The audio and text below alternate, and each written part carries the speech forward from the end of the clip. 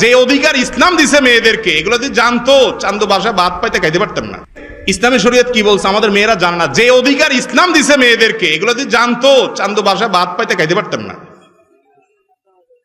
ইসলাম বলে কি শুনেন, কোন মেয়ে বাসর রাত যদি বলে তার স্বামীকে, খবরদার এক কদম সামনে আগাম না চান্দু, ওখানে স্টপ, মহারণা পরিশোধ করবে তার সামনে আগাম, এই অধিকার আছে তার।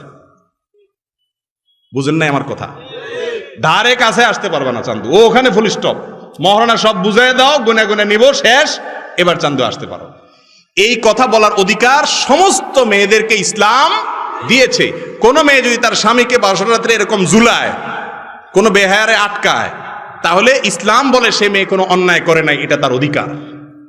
দেখছেন নি, নারীবাদীরা মহিলাদের অধিকার দিতে বলে। আরে কি অধিকার দিবে তুমি? আমার ইসলাম যত অধিকার দিছে সেগুলো প্রতিষ্ঠা নাই, আমরা আমল করি না, ওইগুলা দিলে তো আমাদের মেয়েরা মাথার উপরে থাকে, ঠিক না?